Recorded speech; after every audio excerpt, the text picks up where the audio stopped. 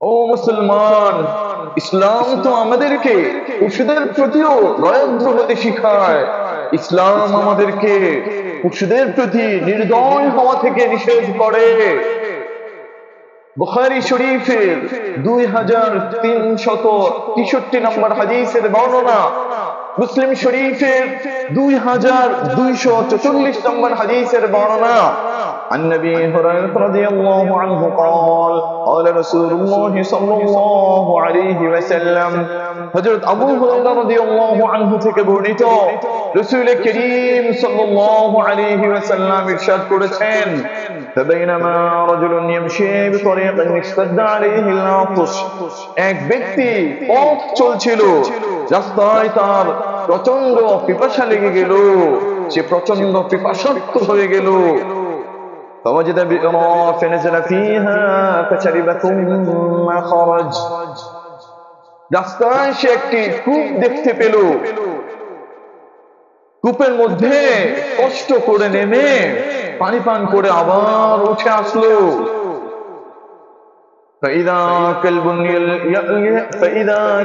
يلهث يأكل الثرى من العطش, কূপ থেকে বেরিয়ে আসার পর সে একটি পিপাসার্ত কুকুরকে দেখলো, প্রচন্ড পিপাসায় কুকুরটি কাদামাটি খাচ্ছে।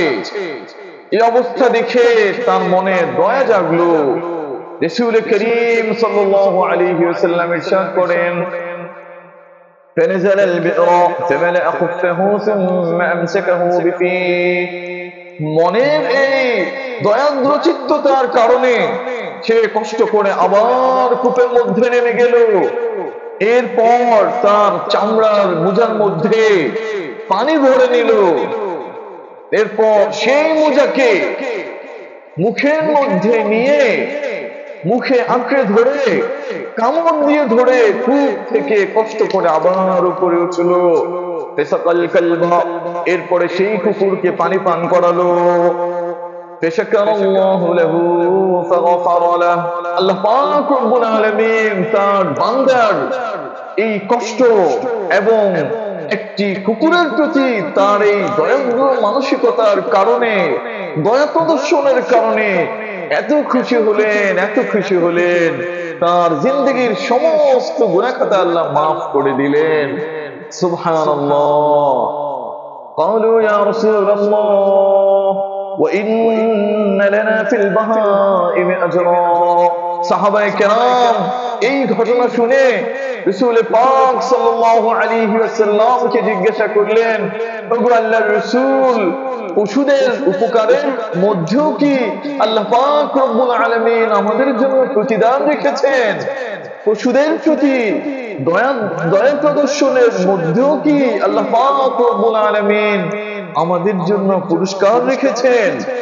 নবীজি বললেন, قال نعم في كل ذات كبد نقبة أجر, ও আমার সাহাবীরা, হ্যাঁ, প্রতিটি তাজা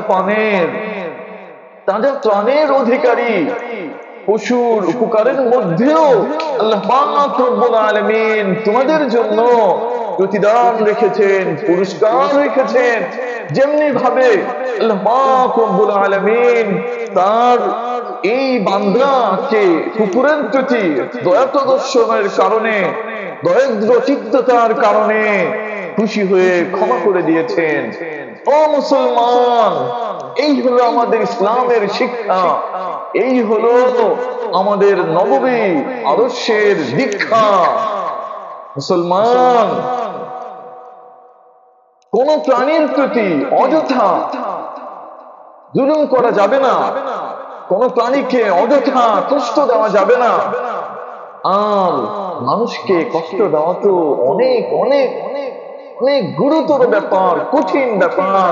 আল্লাহ পাক রব্বুল আলামিন আমাদের সবাইকে আল্লাহ পাকের সমগ্র সৃষ্টির প্রতি দয়াদ্র আচরণ করার তৌফিক দান করুন।